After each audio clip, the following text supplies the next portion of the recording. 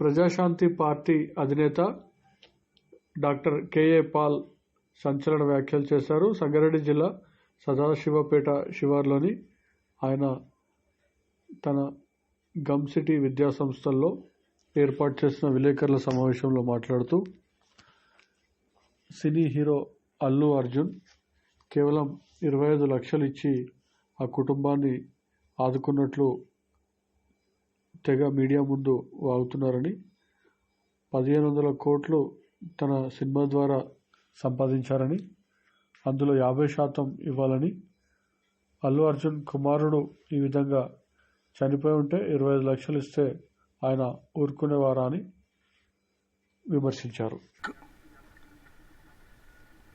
1,00,000 కోట్లు లెక్కలు చూసుకోండి. అప్పు పెరిగింది, దరిద్రం పెరిగింది, ఆత్మహత్యలు పెరిగాయి, అవినీతి పెరిగింది. ఏ అభివృద్ధి కార్యక్రమాలు అవ్వలేదు. ఏదో అప్పులు చేసి ఏదో ఇప్పినట్టు 20 లక్షల మందికి రైతులకి రుణమాఫీ చేసావా అంటున్నారు. మరి 80 లక్షల సంగతి ఏంటి? ఒకవేళ మీరు నిజంగా 20 లక్షల మందికి చేసుంటే అది ఎవరికి తెలుసు? మీ బోర్డులో మేము చదువుతున్నాం. ఒక డిబేట్కి రమ్మనండి తమ్ముడు రేవంత్ రెడ్డిని, లైవ్ డిబేట్కి రమ్మనండి అన్ని ఛానల్లో. నన్ను అదరికి ఎలక్షన్ ముందు వచ్చాడు, నన్ను కలిశాడు, పరేడ్ గ్రౌండ్స్లో మీటింగ్ పెడదామన్నాడు. ఆయనకి నేను మద్దతు ఇచ్చాను. బాబు మోహన్ రాజీనామా చేయడానికి ఆయన వరంగల్లో ప్రజాశాంతి పార్టీ తరపున నిలబడతాను టికెట్ ఇమ్మంటూ మేము ఇవ్వలేదు, మేము పోటీ చేయలేదు. రేవంత్ రెడ్డికి కాంగ్రెస్కి మద్దతు ఇచ్చాం. మోసపోయాం, ప్రజలు మోసపోయారు. ఆయన అన్నాడు రేవంత్ రెడ్డి, మేము అబద్ధాలు ఆడతాం, మా అబద్ధాలే జనాలు నమ్ముతారని. గొల్లోన్ని నమ్ముతుందా, కషాయాన్ని నమ్ముతుందా? నేను గొల్లోన్ని, నన్ను నమ్మరు, కషాయాన్ని నమ్ముతారు వీళ్ళని. ఇప్పుడు ఉన్నోళ్ళు, అప్పుడు కేసీఆర్ కేటీఆర్ నమ్మాడు, ఇప్పుడు రేవంత్ రెడ్డి ఇంకో రెడ్డిని నమ్ముతారు. ప్రజలు మోసపోతున్నారు. పోనీ ప్రజలకేనా బుద్ధి ఉందా? బుద్ధి ఉంటే ప్రతి సర్పంచ్ 12,000 మంది ప్రజాశాంతి పార్టీ తరపునే పోటీ చేస్తారు. నేను డబ్బులు అడగట్లేదే.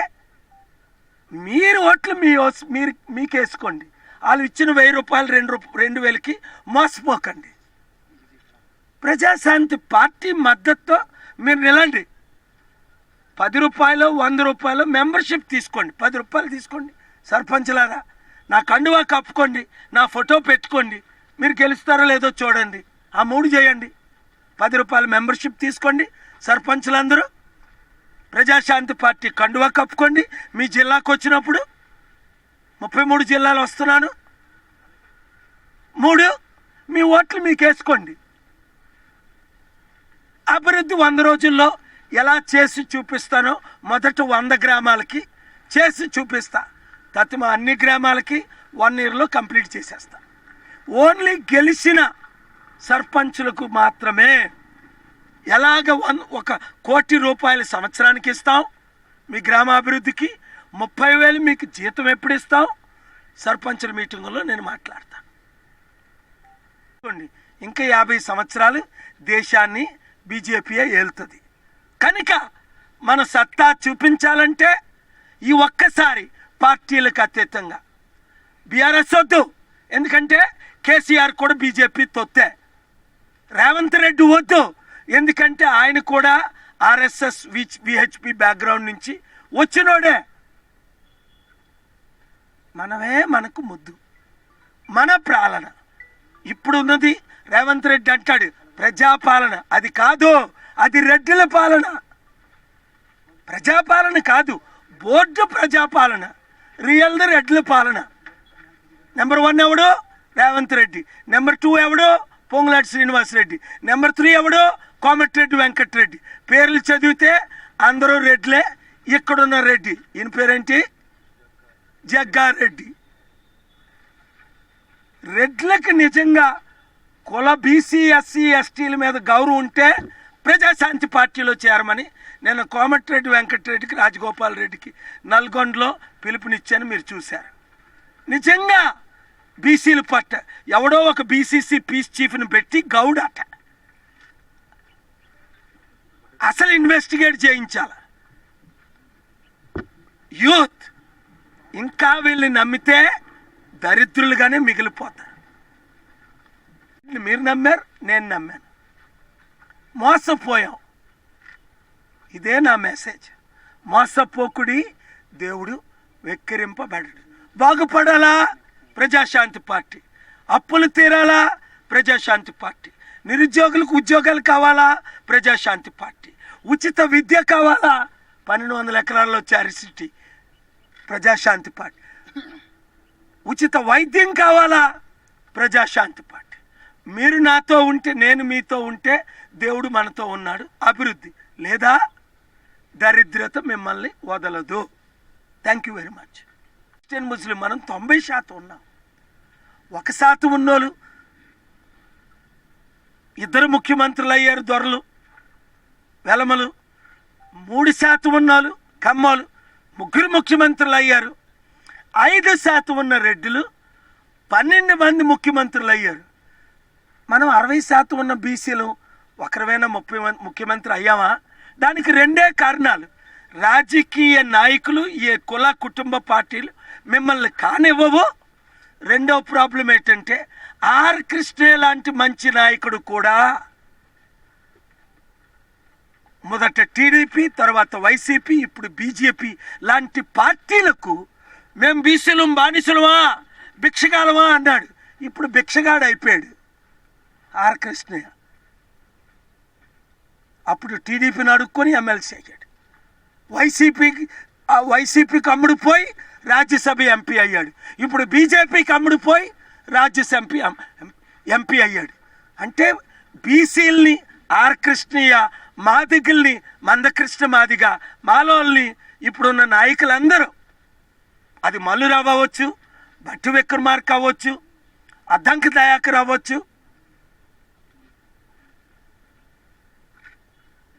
అమ్ముడుపోతున్నారు. ఉన్న పార్టీలన్నిటికీ భిక్షగాలు అయిపోతున్నారు. కులాలను తాకట్టు పెట్టేస్తున్నారు. అందుకనే బీసీ, ఎస్సీ, ఎస్టీ, క్రిస్టియన్, ముస్లింకి రాజ్యాధికారం రాకపోవడం ఎంతో డాక్టర్ బిఆర్ అంబేద్కర్ ఆత్మ ఘోషిస్తుంది. ఘోరంగా అల్లు అర్జున్ గురించి మాట్లాడాడు. వెంటనే 2-3 గంటల తర్వాత అల్లు అర్జున్ ప్రెస్ మీట్ పెట్టాడు. ఏది నిజమో అని నేను 2 వాచ్ చేశాను. చాలా ఇంపార్టెంట్. దేశంలో 30 కోట్ల మంది వాచ్ చేస్తున్నారు కనుక. అల్లు అర్జున్ సినిమా దేశ చరిత్రలో హైయెస్ట్ ఇన్కమ్, అన్ని సినిమాల్ని రికార్డ్ బ్రేక్ చేసి 1500 కోట్లు సంపాదించింది. నేనే అల్లు అర్జున్ అయితే ఆ సినిమాలో వచ్చిన నా ప్రాఫిట్ అది 200 కోట్ల, 300 కోట్ల, 500 కోట్ల లాభం.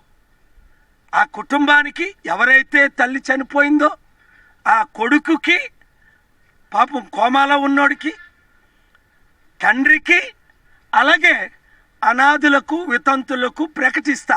25 లక్షలు భిక్షం పెట్టడం కాదు, ఒక జీవితం పోతే 25 లక్షలు విలువ. అల్లు అర్జున్ కొడుకు చనిపోయింటే 25 లక్షలతో సరిపెట్టుకుంటాడా? నువ్వు 20 మూవీలు చేసావు, 20 సంవత్సరాలు. ఒక్క మూవీలో వచ్చిన లాభం అంతా ఆ కుటుంబానికి, బీదలకి పంచిమని నేను ఇచ్చే సలహా.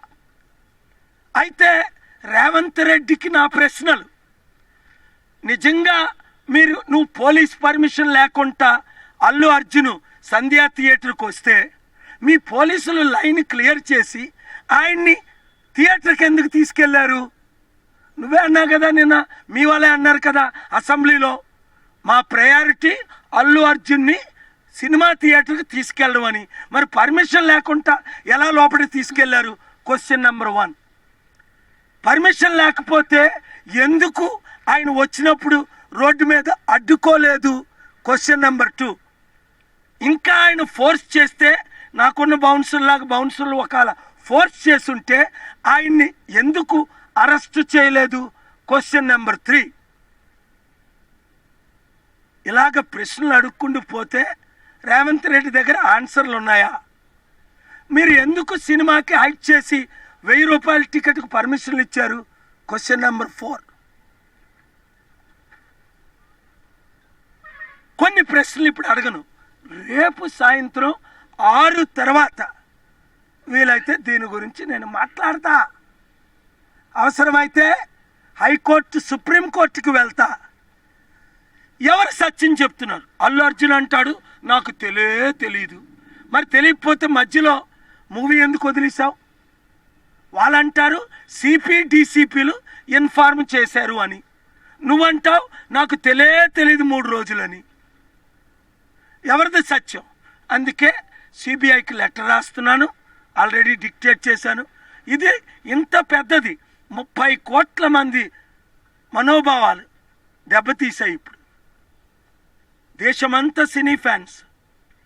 ఒక ముఖ్యమంత్రి, రాజకీయ కాంగ్రెస్ పార్టీ ఒకవైపు, దేశంలో సినిమాలు చూస్తున్న వారు యాక్టర్స్ అందరూ ఎందుకు వెళ్ళారు అల్లు అర్జున్ ఇంటికి? వెళ్ళరా? సినీ ఇండస్ట్రీ ఒక కుటుంబం. ఒక ఒంటికి ఆయన కళ్ళు పోయాయా, నడ్డిరిగిపోయిందా, గుండె అయిపోయిందా? నువ్వు అసెంబ్లీలో అంటున్నావే. శరీరం అన్నది ఒక బాడీ. నా కంటికి తగిలితే నా మైండ్ డిస్టర్బ్ అవ్వదా? ఇతర బాడీ పార్ట్స్కి డిస్టర్బ్ అవ్వదా? నాకు గుండెపోటు వస్తే అన్ని అవయవాలకి ఎఫెక్షన్ ఉండదా? Allu Arjun leading actor number 1 today. He is saying he did not get the permission. According to CM, what CM Ravant Reddy said yesterday clearly that we did not give permission to Allu Arjun.